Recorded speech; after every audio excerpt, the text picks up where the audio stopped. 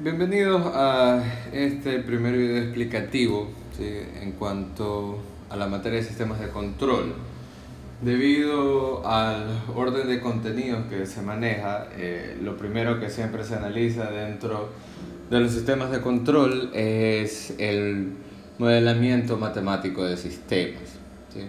Obviamente, como se habla de sistemas en general, el análisis de este capítulo suele ser un poco extenso porque se puede tener una infinita cantidad de sistemas, así como la respectiva combinación entre ellos.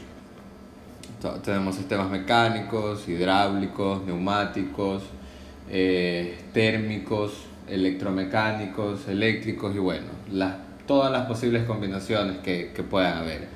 Hidráulicos con mecánicos y eléctricos, bueno.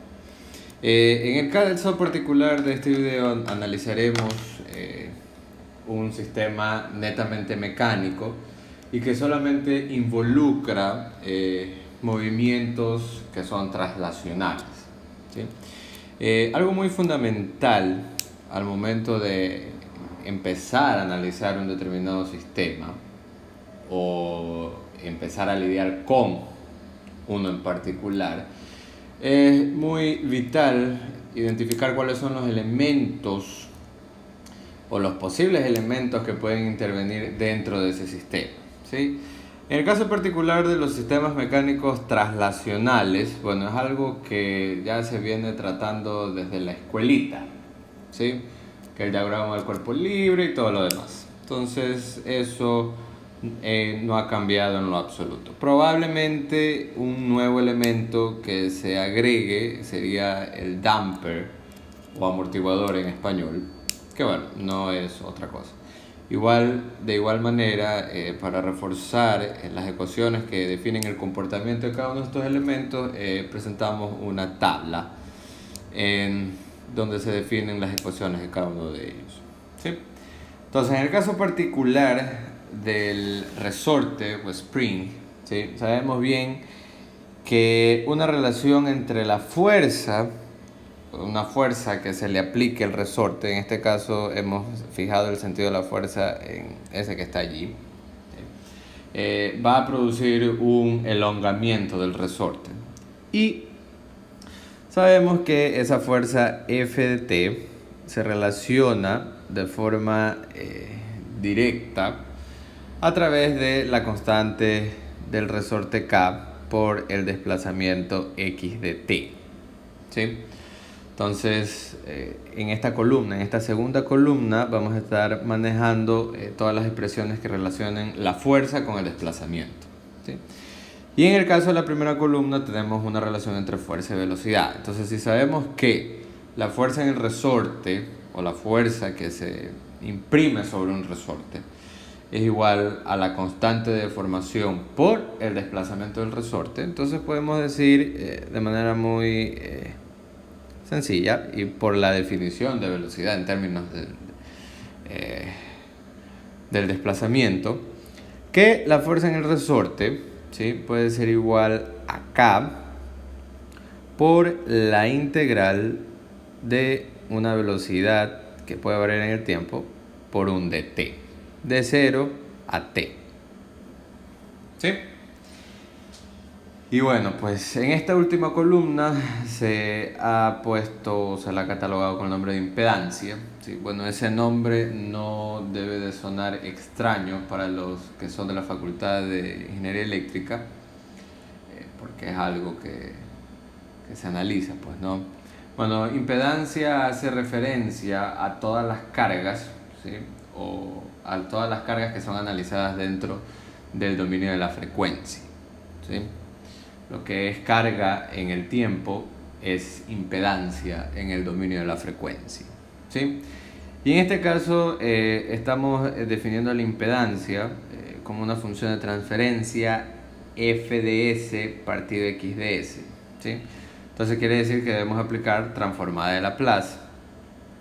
Y como es una función de transferencia de fuerza con respecto al desplazamiento, quiere decir de que para poder encontrar esa impedancia siempre vamos a estar trabajando con lo que se defina en la segunda columna, ¿sí? Entonces, en este caso, para el resorte, si yo llevo a variable compleja la forma en la que se encuentra definida su fuerza versus desplazamiento, yo tendría que F de S sería igual a esa constante K por X de S, ¿sí?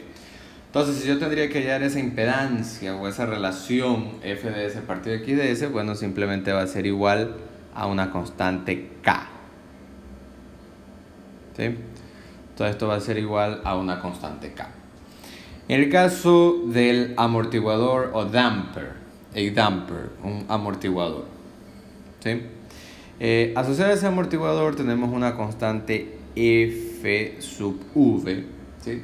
O que también se la conoce como constante de amortiguamiento viscoso, ¿sí? Bueno, de manera general se tiene que, bueno, por las propiedades de los amortiguadores es que retienen un poco de la fuerza, y en la vida práctica, en la vida real, pues es un aceite el que hace que esa fuerza sea absorbida, ¿sí? Y un aceite se encuentra definido por su viscosidad. Entonces, por eso es que ese subíndice V por viscoso, ¿sí? Entonces es un coeficiente de amortiguamiento viscoso, ¿sí? Pero que no se sorprenda que ese coeficiente de amortiguamiento también esté asociado, por ejemplo, cuando hay fricción entre un objeto que se desliza a través de una superficie, por ejemplo. Y de hecho eso es lo que sucede en la vida real, ¿sí? Cuando usted camina hay un coeficiente de fricción entre la suela de su zapato y el piso. Eso también es una F sub V, ¿sí? Que es un coeficiente de fricción, ¿sí? Un coeficiente de fricción. En este caso ya no tendría sentido hablar de algo viscoso, porque obviamente el suelo no es viscoso, ¿no? Entonces, la forma en la que se encuentra definida la fuerza y la posición de este amortiguamiento, ¿sí? Es que F de T, ¿sí? F de T es igual a F sub V por la derivada de la posición de T con respecto al tiempo, ¿sí? La fuerza que yo voy a estar ejerciendo el resorte va a depender de forma proporcional a cómo varíe la posición. Mire que no es lo mismo que el resorte. En el resorte la fuerza depende de la posición, pero en el amortiguador depende de cómo varía la posición, que no es lo mismo. Y pues bueno, si lo quiero definir en términos de la velocidad, pues sería simplemente que F de T es igual a esa constante de fricción por una velocidad de T, ¿sí? Y de nuevo, si quisiera yo hallar esa impedancia o esa relación F de S partido X de S, pues bueno, tendría que llevar a Laplace. Entonces sería F de S sería igual a F sub B por... Entonces estamos trabajando con la derivada, entonces necesito aplicar la transformada de Laplace de la derivada. Y en sistemas de control, bueno, más adelante ya haremos el análisis, pero por lo pronto cabe destacar que siempre las condiciones iniciales del sistema se van a considerar que son cero, ¿sí? Entonces, si mi condición inicial es 0 y estoy trabajando con la primera derivada, la transformada de Laplace de la derivada de la posición con respecto al tiempo sería simplemente la constante de fricción por S por X de S, ¿sí? Entonces, si tendría que hallar esa impedancia F de S partido X de S, sería igual a la constante de fricción por S, ¿sí? S es variable compleja, ¿no? S es igual a sin J medio. Muy bien, y finalmente la masa nos resulta en lo absoluto extraño, ¿no? Ya sabemos muy bien que en términos de desplazamiento, ¿sí? Yo tengo que la fuerza que imprimo sobre esa masa se encuentra definida a través de la masa, ¿sí? El valor de la masa de ese cuerpo, multiplicado por la segunda derivada de la posición con respecto al tiempo. Es decir, que la fuerza en la masa, ¿sí?, se encuentra descrita a través de la variación de la velocidad. Entonces, si yo tendría que definir una relación entre fuerza y velocidad, yo tendría que F de t, ¿sí?, sería igual a, en la masa, pues, ¿no? Sería igual al valor en kilogramos de ese cuerpo, m, por el cambio de velocidad con respecto al tiempo. Y el operador matemático que me describe los cambios de una determinada variable es la derivada, ¿sí? Y bueno, pues finalmente, si requiero hallar la impedancia, si estoy trabajando con la segunda derivada, tendría que f de s es igual a m por s al cuadrado por x de s, ¿sí? Entonces, impedancia f de s partido x de s es igual a m por s al cuadrado, ¿sí? Entonces, básicamente ese es un análisis de los tres elementos que siempre van a estar asociados a un movimiento traslacional, ¿sí? O sea, un desplazamiento en XY.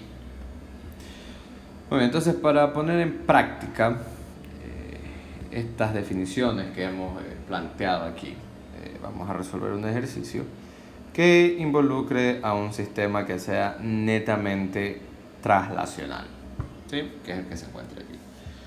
Ahora, por ser el primer video de modelamiento matemático, y que de hecho es el motivo por el cual he puesto un sistema mecánico traslacional dentro del primer capítulo, es porque es uno de los más sencillos y los más básicos, y es con uno de los que mayor experiencia se tiene al momento de realizar cualquier análisis. Algo fundamental para yo poder describir el comportamiento de un sistema, ¿sí?, siempre es vital, ¿sí?, contar con dos características muy importantes que particularizan a cada sistema, ¿sí? Y siempre, pero siempre, antes de yo poder hacerle frente a cualquier análisis, cualquier sistema, es imprescindible saber, ¿sí?, cuáles son las ecuaciones, ¿sí?, las ecuaciones que definen a los elementos que intervienen en el sistema. Las ecuaciones, por ejemplo, en este caso, en un sistema traslacional, las ecuaciones son esta o esta, ¿sí? Esas son las tres ecuaciones. Obviamente lo que viene después es simplemente conclusión de eso. Las ecuaciones que definen a los elementos del sistema. Y asimismo es muy importante tener bien en claro cuáles son las leyes que gobiernan al sistema.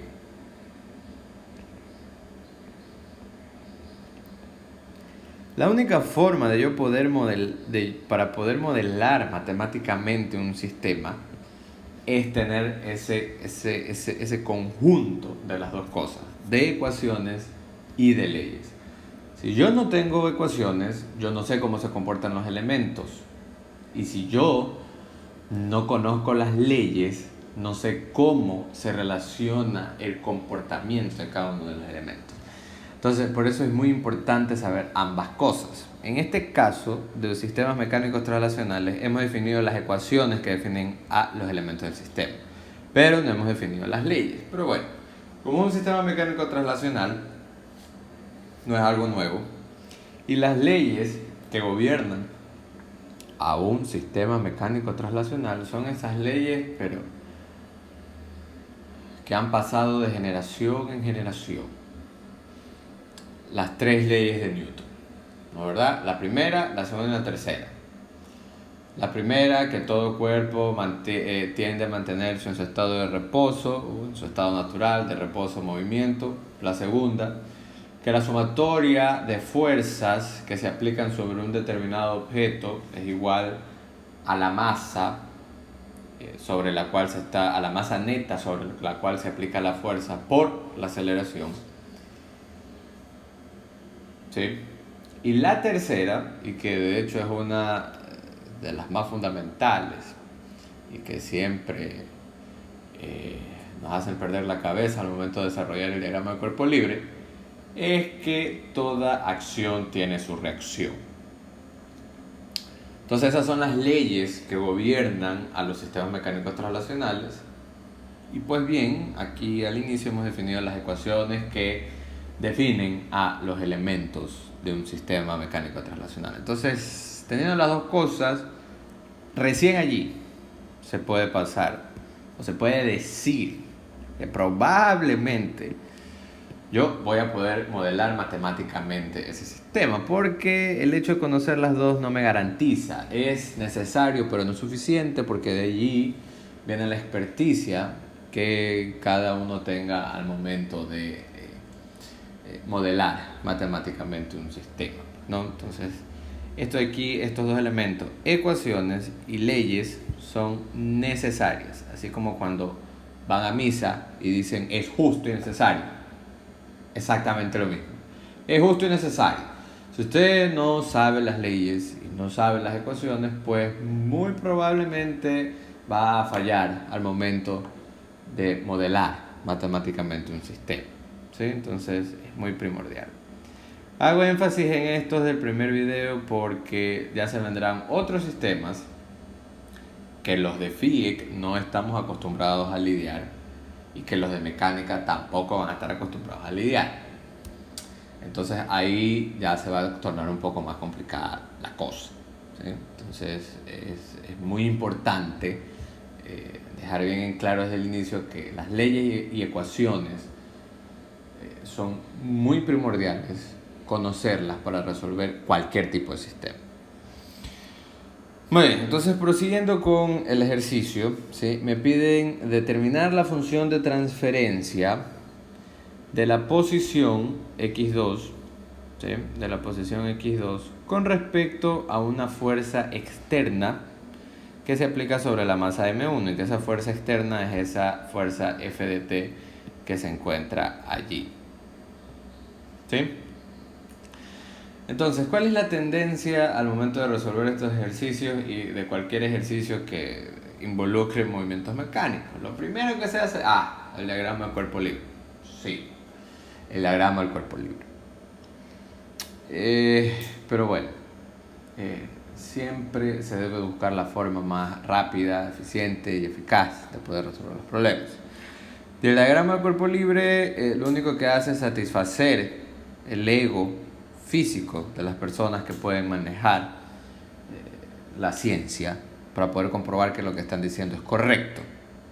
Pero al momento de hacer el análisis, el tiempo juega en contra y pues no hay suficiente tiempo para estar dándose esos gustos de hacer el diagrama del cuerpo libre. Entonces el análisis que se sugiere hacer al momento de resolver estos ejercicios es simplemente poder visualizar en la mente qué es lo que sucede cuando usted aplica esa fuerza y cómo todo se va a comenzar a mover. Pero no es necesario que usted haga el diagrama del cuerpo libre de cada uno de los elementos, porque si no se va a perder completamente el tiempo. Ahorita es un sistema un tanto sencillo, pero ya sistemas más complejos como electromecánicos, que tenga tornillos sin fin, que tenga tambores mecánicos, que tenga, qué sé yo, un sinnúmero de otros elementos, no hay tiempo para estarse poniendo a hacer diagrama del cuerpo libre, ¿sí? Entonces, la técnica para resolver este tipo de ejercicios, bueno, lo primero es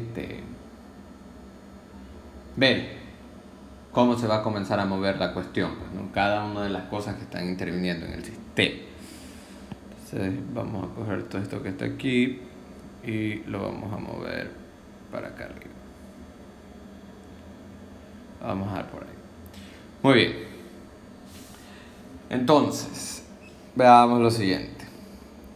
Si yo perturbo al sistema con esa fuerza F de T en esa masa 1, pues bueno, la masa va a tender a moverse en este sentido. ¿Sí? Supongamos que yo defino mi referencia, mu de x hacia la derecha, positivo, y más mu de y positivo hacia arriba. ¿Sí? Entonces, definiendo esa referencia que está allí, ¿sí? Yo tengo que, al aplicar esa fuerza F de T en ese sentido, yo voy a tener que la masa 1 se va a estar moviendo en sentido positivo de x. Al momento de yo aplicar esa fuerza, la masa se mueve, y luego de moverse la masa, el efecto de ese movimiento, y que ese movimiento se encuentra descrito por esta variable que me están definiendo aquí, que es x1 de t, que es la posición en el tiempo de la masa 1. ¿Sí? Cuando se comienza a desplazar, va a tender a comprimir tanto al resorte como al amortiguador. Esto quiere decir que el resorte se va a comprimir x1 y que el amortiguador se va a comprimir x1. Es decir, esto se va a desplazar. Se va a desplazar tanto como se mueva x1. Entonces todo se va a mover hacia la derecha. Pero aquí viene el detalle.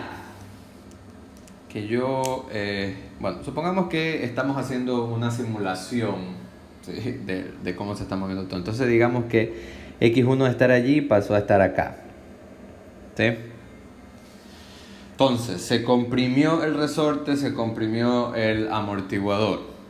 Pero ustedes se fijan, esta masa M2 que está aquí afuera es libre, no está sujetada a nada, no está sujetada al suelo, no está nada. Entonces, si yo comprimo al resorte y comprimo el amortiguador, la naturaleza del resorte es de que si lo comprimo de un lado y si del otro lado está sujeto a algo que se puede mover, pues si lo comprimí de un lado, del otro lado se va a tener que elongar. Entonces quiere decir que aquí se mueve, se comprime x1, pero lo que me dice, o la variable que me describe cuánto se va a elongar del otro lado, es cuánto se desplace esta masa M2. Entonces quiere decir que yo lo comprimo x1 de un lado, pero se elonga x2 de otro lado. Y lo mismo va a suceder con el amortiguador. Se comprime x1 debido a que la masa 1 se mueve a la derecha, pero como M2 también se mueve a la derecha porque todo se va a estar moviendo para allá, entonces se comprime de un lado y se elonga del otro lado. Entonces se mueve también para acá x2. ¿Sí? Entonces quiere decir, muy importante esta conclusión. Si yo regreso a cómo se encuentra definida la relación entre la fuerza del resorte y su desplazamiento, o el desplazamiento que se le haga, me dice que la fuerza en el resorte es igual a una constante K por su desplazamiento. Entonces, si yo regreso a este resorte que está aquí, ¿cuánto se está desplazando verdaderamente ese resorte? Muy claramente se pueden dar cuenta de que ese resorte se encuentra entre dos desplazamientos.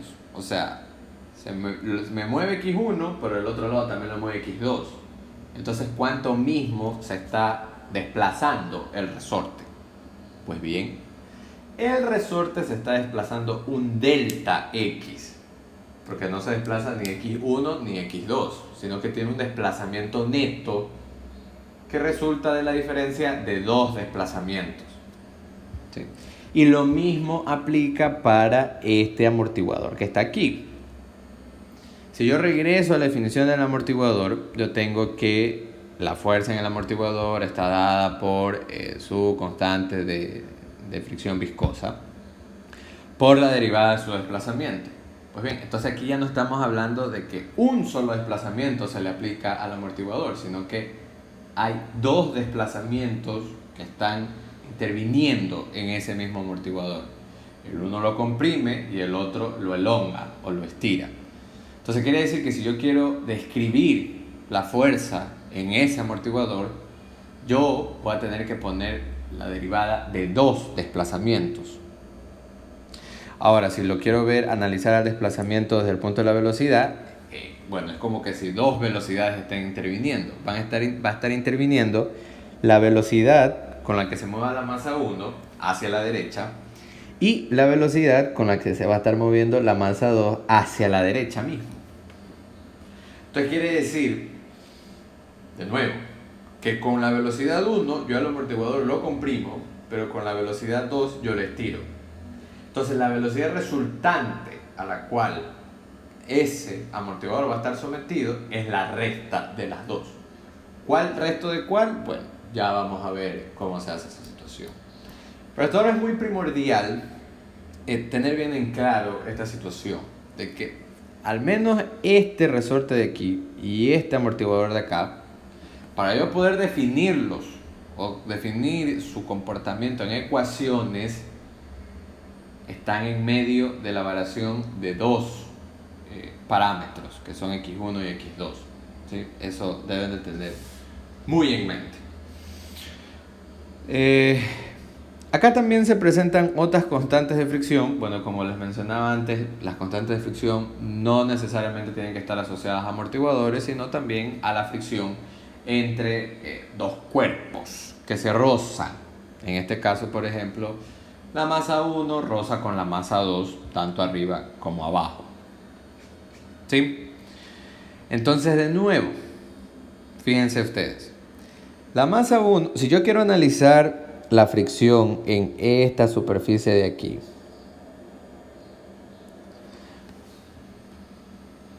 miren, si la masa 2 estuviera sujetada al suelo, no se moviera, no habría ningún problema. Es más, esta variable x2 ni siquiera debería existir, porque m2 no se estaría moviendo. Pero como se mueven las dos al mismo tiempo, entonces esa es la parte interesante del ejercicio. Entonces, ¿cómo yo puedo definir la fuerza de fricción que se va a estar ejerciendo cuando yo aplique esta fuerza F y M1 comienza a moverse? Bueno, de nuevo, M1 se mueve con una velocidad V sub 1 hacia allá y M2 se mueve con una velocidad V sub 2 en ese sentido.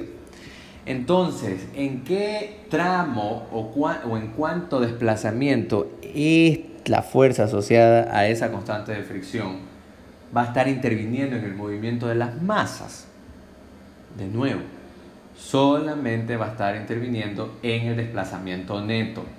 Es decir, no va a depender de x1 únicamente y no va a depender de x2 únicamente, sino que va a depender de la resta de los dos. Es decir, de cuánto se va a mover M2 y de cuánto se movió M1. En este tramo de aquí es en donde va a estar interviniendo esa fuerza. Y yo, para poder describir este tramo, necesito trabajar con deltas de posición, es decir, con un delta X. ¿Sí? Con un delta X. Ahora, hasta ahorita la incógnita sigue cuál resto con cuál, si x1 con x2 o x2 con x1. Bueno, eso fácilmente me lo daría diagrama del cuerpo libre, pero de nuevo ya dejamos estipulados desde el inicio que no íbamos a trabajar con diagrama del cuerpo libre. ¿Sí? Muy bien, ya está. Entonces, ahora sí pasamos directamente a plantear el sistema de ecuaciones lineales diferenciales. ¿Sí? Un sistema de ecuaciones lineales diferenciales ordinarias. ¿Sí? Son EDOs. ¿Por qué son EDOs?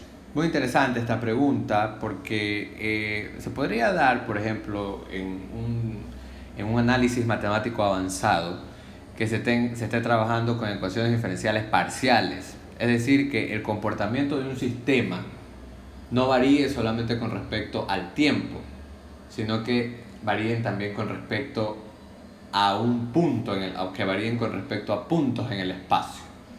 Entonces ya tendremos que lidiar con un sistema de ecuaciones diferenciales parciales. Y bueno, pues para resolver eso se necesitaría análisis numérico, pero bueno, eso ya se escapa del contenido de este curso básico, introductorio de control.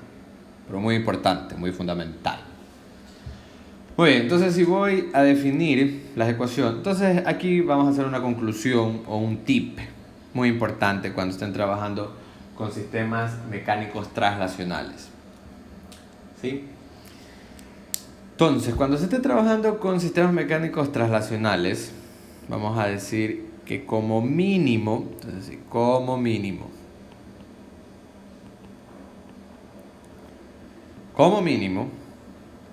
voy a tener, ¿qué rayos? Como mínimo,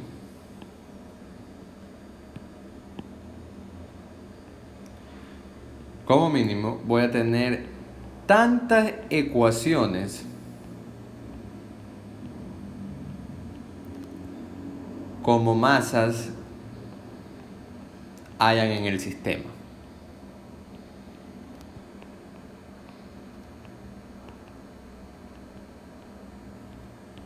¿Sí? Eso es una conclusión muy primordial para no estar tanteando al momento de modelar matemáticamente un sistema en donde intervengan masas y hayan desplazamientos traslacionales. ¿Sí? Como mínimo voy a tener tantas ecuaciones como masas haya en el sistema. Entonces quiere decir que en este sistema, como mínimo, no sé si es que eso sea suficiente, pero estoy seguro de que voy a necesitar al menos 2 ecuaciones para yo poder hallar solución.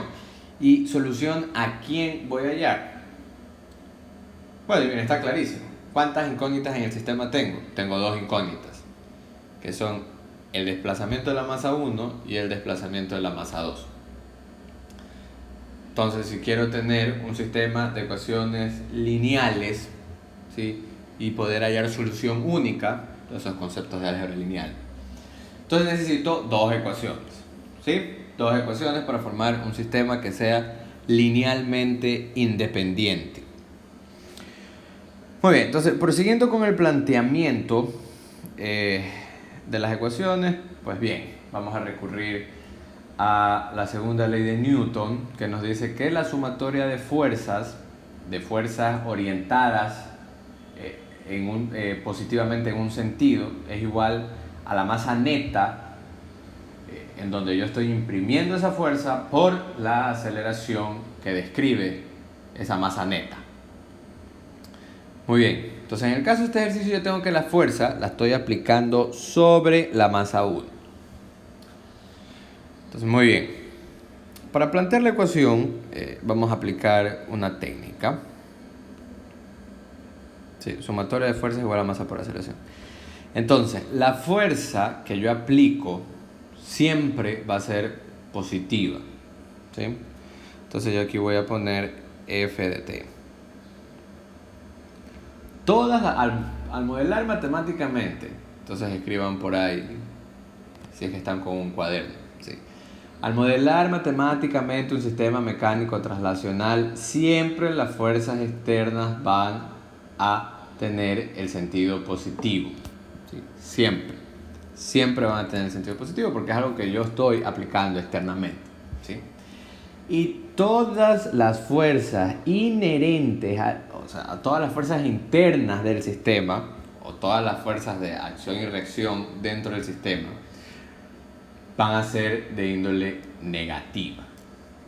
¿Sí? De índole negativa. Entonces, ¿a qué me refiero con fuerzas internas al sistema? Por ejemplo, una fuerza interna va a ser la fuerza que ejerza el resorte sobre la masa. Otra fuerza interna va a ser la que ejerza el amortiguador sobre la masa 1. Otra fuerza la que ejerza la fricción sobre la masa 1 y la fricción de acá sobre la masa 2. Por ejemplo. Entonces, todas esas fuerzas van a ser negativas. En este caso, como solamente estoy teniendo una fuerza de entrada, o sea, una fuerza externa, a esa única fuerza externa, y que solo está siendo aplicada sobre la masa 1, la pongo con signo positivo. De ahí el resto de fuerzas, todas van a ser negativas. Muy bien. Entonces, ahora toca comenzar a trabajar con las fuerzas que son propias de los elementos que conforman el sistema y que de una u otra manera son resultado de que todo se comience a mover. Entonces, vamos a comenzar con esta fuerza de fricción Fb1. Entonces, como yo sé que es una fuerza de fricción, quiere decir que se contrapone al movimiento que va a describir la masa, entonces ahí hay otro motivo por el cual tiene que ser negativa. Entonces, si yo recurro a la definición de fuerza para una amortiguación o para algo que tenga una constante de fricción, tengo que es igual a esa constante de fricción por la velocidad o la constante de fricción por la variación de posición, que es lo mismo que velocidad. ¿Sí? Entonces, si regreso acá al ejercicio, y de nuevo, ahorita estamos planteando la ecuación haciendo el análisis en esta masa 1. ¿Sí? Y pues bien, en la masa 1 se está aplicando f de t. Entonces, f de t menos, entonces tengo esa constante de fricción B sub 1 por. Entonces, debido al análisis inicial que hicimos, sabemos bien que esa constante de fricción o esa fuerza de fricción solamente va a estar interviniendo en una diferencia de desplazamientos, pero no va a intervenir únicamente cuánto se desplace M1 o únicamente cuánto se desplace M2, sino que va a estar interviniendo de cuánto se desplace la una menos cuánto se desplace la otra. Pero ¿cuál con cuál resto? Bueno, eso lo diría el diagrama de cuerpo libre, pero como somos técnicos, al momento de resolver ejercicios, entonces anoten por ahí. Al momento de yo plantear los deltas de desplazamiento, siempre va a tener el signo positivo la variable asociada a la masa a la que estoy analizando en ese instante. Entonces, en este caso, la masa que yo estoy analizando en este instante es M1 y la variable asociada a M1 es X1. Entonces, si estoy analizando M1 y la variable asociada a M1 es X1, entonces quiere decir que si yo voy a plantear aquí un delta, entonces va a tener que ser X1 menos X2. Bueno, en este caso, como estamos hablando de coeficientes de fricción y fuerzas de fricción, bueno, entonces va a tener que ser igual a la derivada de X1 de t menos la derivada de X2 de t con respecto a t.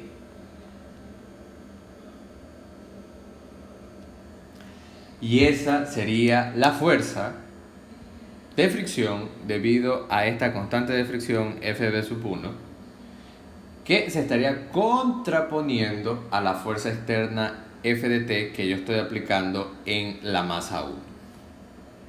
Entonces, bajo ese principio va a ser muy sencillo seguir planteando las ecuaciones. Entonces, si yo me voy a la fricción que ejerce esta constante Fb sub 2, yo tendría que va a ser menos Fb sub 2. De nuevo, sigo analizando la masa 1, entonces sería la derivada de X1 de t con respecto a t menos la derivada de X2 de t con respecto a t. ¿Sí?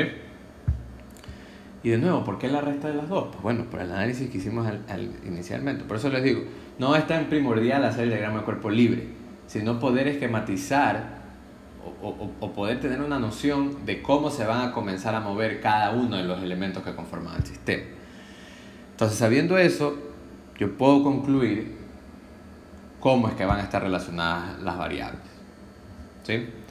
Entonces, luego nos vamos a la fuerza que va a ejercer el resorte sobre la masa 1. Entonces, sería menos la constante del resorte K por, de nuevo, seguimos analizando la masa M1. Entonces, sería K por X1 de t menos x2 de t.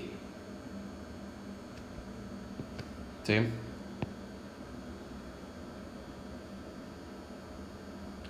Por x2 de t. Y luego, finalmente, la última fuerza que estaría interviniendo en esa masa M1 sería la asociada al amortiguador. Entonces sería menos, ¿sí? Menos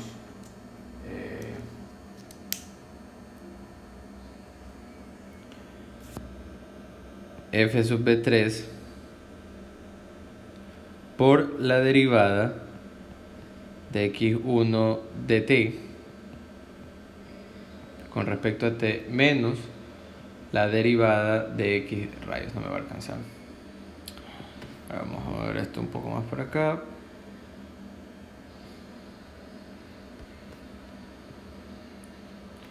Listo. x2 de t partido de t. Y todo esto que está aquí sería igual a la masa sobre la cual yo estoy ejerciendo esta fuerza externa por la aceleración de esa masa. Entonces todo esto va a ser igual a la masa m1 por la aceleración de esa masa. Y la aceleración de esa masa depende únicamente de cómo esté variando su velocidad. Y su velocidad depende únicamente de cómo esté variando su desplazamiento. Y el desplazamiento de m1 depende únicamente de x1. Entonces quiere decir que aquí va a ser m1 por la segunda derivada de x1 de t con respecto a t. Y listo. Tengo allí planteada mi primera ecuación. ¿Sí? Mi primera ecuación. Entonces, de nuevo, si recurro a esta conclusión que está aquí, me dice, necesito como mínimo tantas ecuaciones como masas hayan en el sistema. Entonces, bien, aquí he planteado la ecuación que va a gobernar el comportamiento de la masa 1. Entonces, ahora necesito escribir el comportamiento o la ecuación que describe el comportamiento de la masa M2.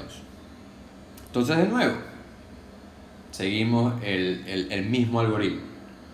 Entonces, ¿hay alguna fuerza externa que se esté aplicando sobre M2? No. Entonces, si no hay ninguna fuerza externa que se esté aplicando sobre M2, quiere decir que en vez de F de T, yo voy a tener que 0. 0, porque no hay ninguna fuerza externa. Y únicamente me quedan todas las fuerzas internas del sistema. Entonces va a ser 0 menos y todo lo que venga allí. Entonces sería 0 menos. Entonces de nuevo, esta fuerza de fricción asociada al coeficiente de B sub 1 influye tanto en la masa 1 como en la masa 2. Obviamente influye en el desplazamiento de los dos porque existe fuerza de fricción porque hay roce entre los dos. Si no habría nada. ¿Sí? Entonces, ahora la masa que estamos analizando es M2. Si antes yo analizaba M1 y tenía relevancia la variable asociada a M1, que era X1, entonces ahora como estamos analizando la masa 2, la variable que va a tener relevancia va a ser X2. Entonces, si yo quiero definir la fuerza de fricción que se va a estar describiendo sobre M2 debido a esta constante FB sub 1, entonces ahora a quien yo voy a tener que restar es X2 menos X1, porque ahora estoy analizando la masa 2. Entonces aquí sería 0 menos F sub B1 por la derivada de X2 de t partido de t menos la derivada de X1 de t con respecto a t. De nuevo, si regreso a FB sub 2, tendría que es menos FB sub 2 por la derivada de X2 de t partido de t menos la derivada de x1 de t con respecto a dt. Menos, de nuevo, este resorte, así mismo va a estar aplicando una fuerza sobre la masa 2, entonces aquí sería menos k, pero ahora sería por x2 de t menos x1 de t. El amortiguador también va a estar ejerciendo fuerza, entonces va a ser fb sub 3 por la derivada de x2 de t con respecto a t menos la derivada de x1 de t con respecto a t. Y aparte, aquí hay otra fuerza de fricción más que interviene en el movimiento de la masa 2 y que es la asociada a esta constante de fricción Fb sub 4. Esa solamente interviene en el desplazamiento de M2, porque es la fricción que hay entre la masa M2 y el suelo. No interviene en M1 porque M1 no está en contacto con el suelo, solamente está en contacto con el M2. Entonces todo esto sería menos Fb4. Entonces miren, aquí el sentido común. Entonces aquí de nuevo tendría que decir Fb4 por la derivada de x2 de t partido de t menos la derivada de x1 de t con respecto a t. ¿Tendría sentido decir eso? No. Es completamente coherente, porque de nuevo, esa fuerza de fricción va a depender únicamente de cuánto se desplace la masa M2, porque la masa M2 es la única que está en contacto con el suelo, no M1. Entonces esa fuerza de fricción solamente depende de cómo va a estar variando la posición de la masa M2. Es decir, que solamente va a depender de la derivada de x2. ¿Sí? Y muere allí. ¿Sí? Muere allí. Entonces solamente va a depender de la derivada de x2 de t con respecto a t. Y todo esto es igual a la masa de M2 por la segunda derivada de x2 de t con respecto a t. Y listo, niños. Entonces allí tengo mi sistema de ecuaciones diferenciales ordinarias. ¿Sí? Y de nuevo, tengo dos incógnitas, entonces necesito dos ecuaciones para poder despejar esas incógnitas. Y en este caso mis dos incógnitas serían x1 y x2, pero me han pedido únicamente hallar la función de transferencia x2 de s partido f de s. Entonces quiere decir que mi objetivo en realidad va a ser despejar x2 de s. Muy bien, entonces una vez teniendo todo este megasistema de ecuaciones, el siguiente paso para poder llegar al objetivo sería llevar todo a el dominio de la frecuencia, es decir, a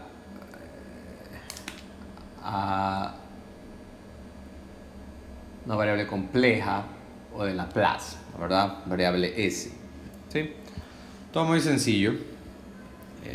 Vamos a tener aquí que f de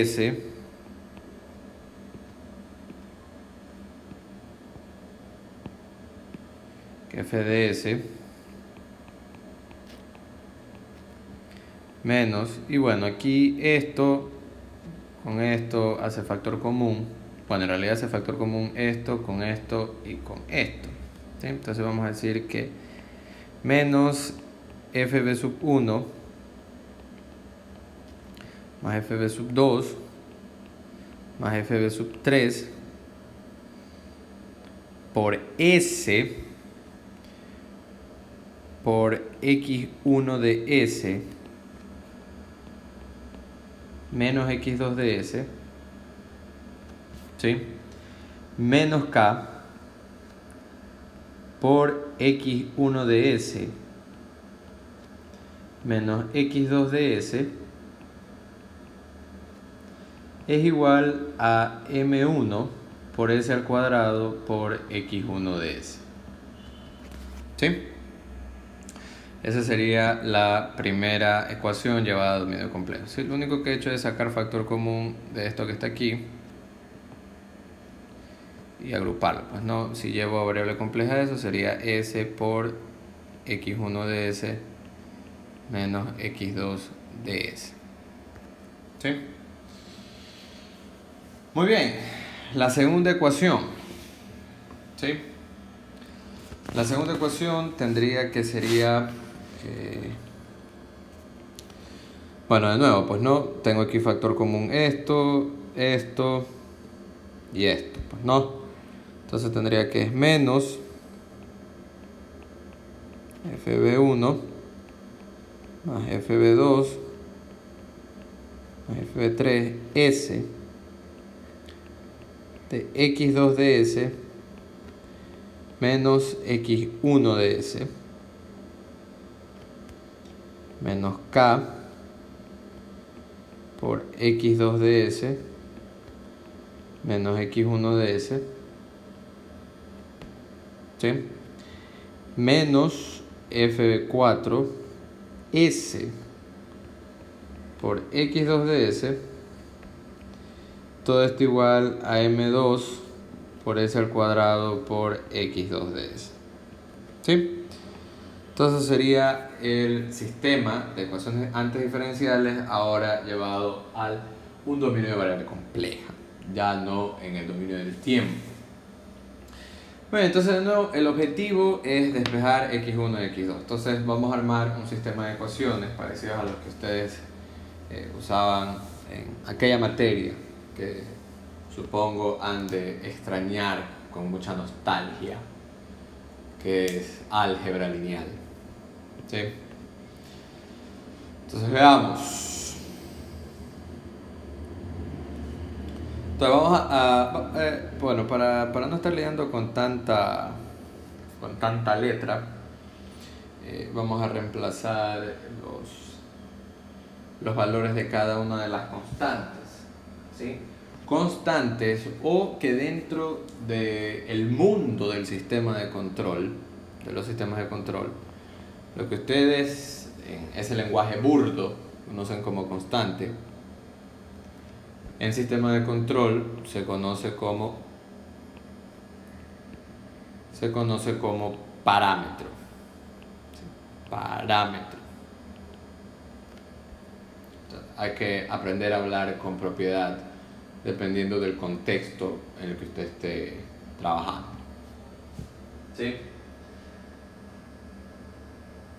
Entonces vamos a reemplazar los valores de cada uno de ellos. Bueno, y si mal no recuerdo, todas valen 1, así que no hay ningún inconveniente.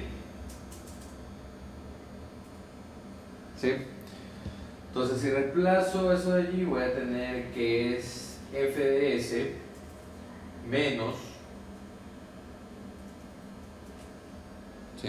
Voy a tener que es f de s menos 3s por x1 de s menos x2 de s menos x1 de s menos x2 de s, todo esto igual a sería simplemente s al cuadrado por x de s, x1 de s, x1 de s. ¿Sí? Si reemplazo la ecuación de abajo sería menos 3s por x2 de s menos x1 de s menos x2 de s menos x1 de s menos s por x2 de s igual a s al cuadrado por x2 de s. ¿Sí? Entonces de nuevo el objetivo es llegar a tener como que dos ecuaciones con las que estamos, el modelo de dos ecuaciones con el que se está acostumbrado a trabajar. Entonces lo único que resta es hacer una manipulación matemática, algebraica, para poder llevar todo esto a ese modelo, ¿sí? Entonces, luego ya de hacer toda esta cuestión de analizar el sistema, plantear el sistema de ecuaciones diferenciales, bueno, siempre se procura llevar al modelo de un sistema de ecuaciones matriciales. En el sistema de ecuaciones matriciales tenemos que de este lado, bueno, ya aplicando a sistemas de control los sistemas, vamos a tener todas las fuerzas o parámetros externos. ¿Sí? Parámetros externos. Igual, aquí vamos a tener la matriz. Bueno, una pseudo matriz de coeficientes, pero estamos de acuerdo que no van a ser matriz de coeficientes porque van a quedar expresiones en términos de variable compleja. Y aquí vamos a tener la matriz de incógnitas. ¿Sí? Matriz de incógnitas o de lo que estamos tratando de buscar, que en este caso sería x1 y x2. Entonces se trata de llevar a ese modelo que está allí. Entonces, teniendo eso en mente, entonces vamos a manipular todo algebraicamente para poder llegar a ese modelo, ¿sí? Entonces tengo que f de s sería igual. Entonces aquí vamos a factorizar todo lo que tenga que ver con x1 de s y todo lo que tenga que ver con x2. Entonces f de s sería igual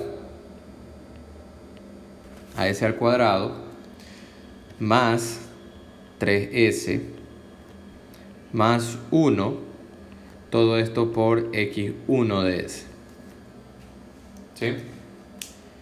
Menos 3s más 1 y todo esto multiplicado por x2 de s, ¿sí? Ahora, como sobre la masa m2 no estamos aplicando ninguna fuerza externa, esto sería igual a 0, ¿sí? Entonces sería 0 es igual. Si llevo todo esto de aquí al lado de acá, ¿sí? Entonces tendría que es menos 3s más 1 por x1 de s más, ¿sí? Tendríamos más s al cuadrado más, entonces aquí tendremos menos 3s por x2, menos s por x2 sería menos 4s por x2, pasando al otro lado sería más 4s, ¿sí? Más 4s, más 1 y todo por x2 de s, ¿sí? Entonces si lo quiero llevar a una forma matricial, ¿sí? A un arreglo matricial,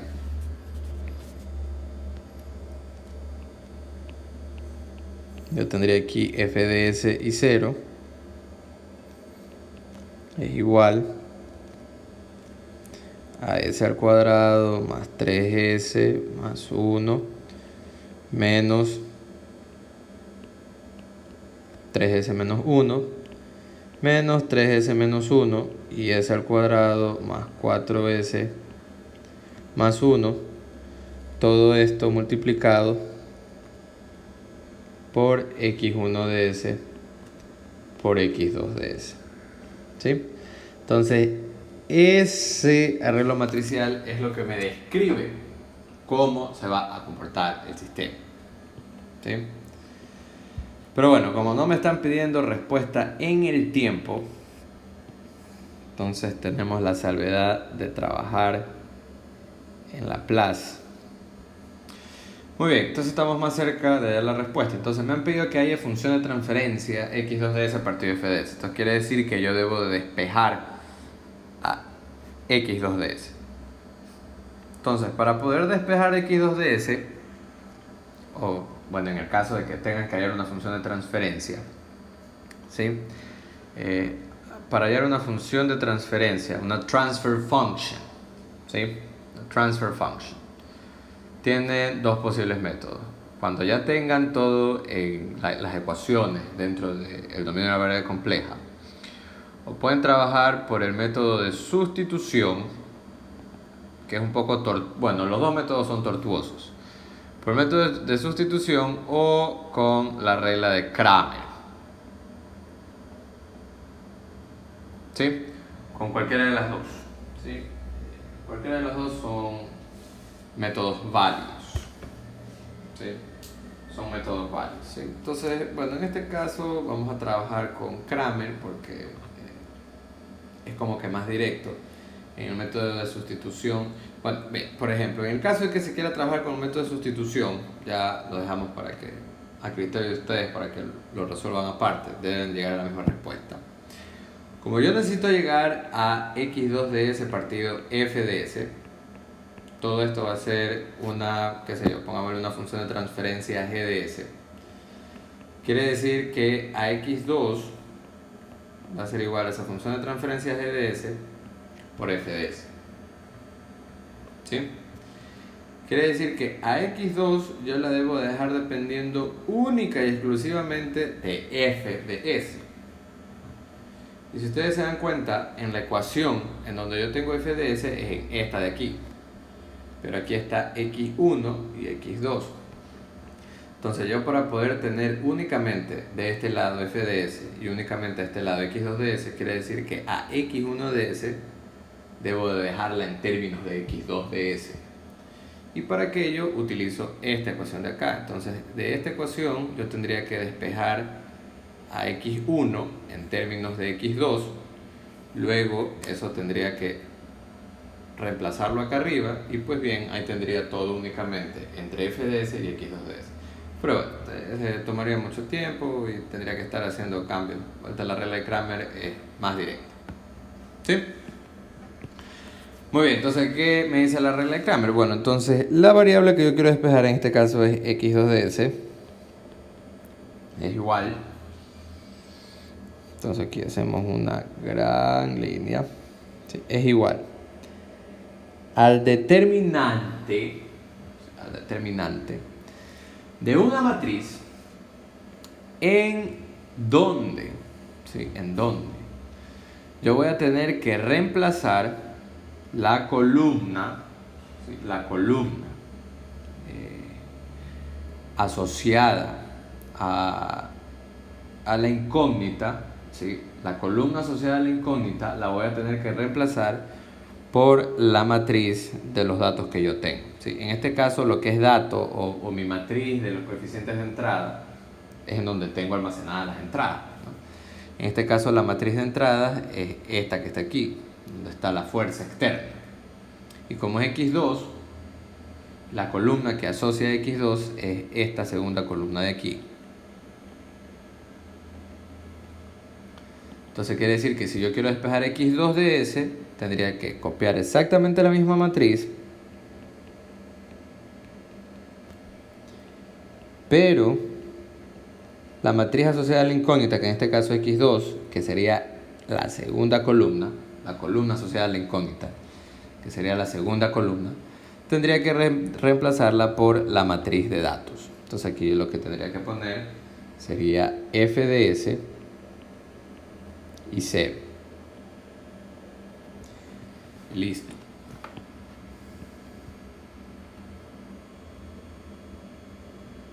Todo eso sería en el numerador.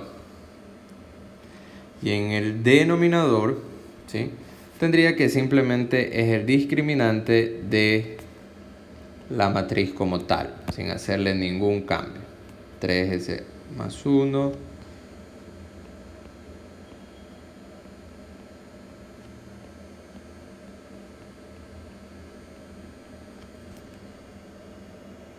Más 4s más 1, ¿sí? Y de esa forma yo podría despejar a x2 de s, ¿sí? Entonces veamos. Entonces si calculo el discriminante, ya saben que es la multiplicación de esto por esto menos la multiplicación de esto por esto, ¿sí? Entonces aquí ponemos una gran línea.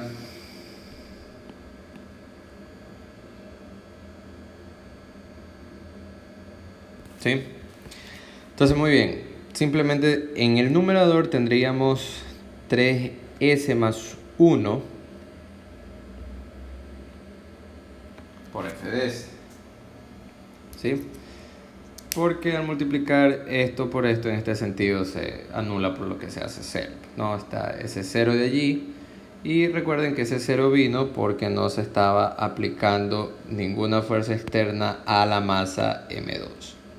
¿Sí?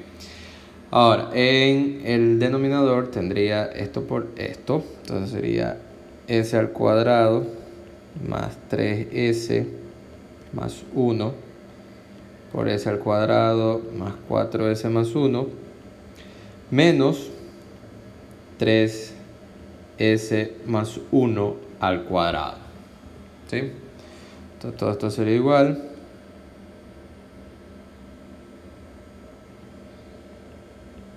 a s al cuadrado más 3s. A ver, vamos a desarrollar esa multiplicación que tenemos allí.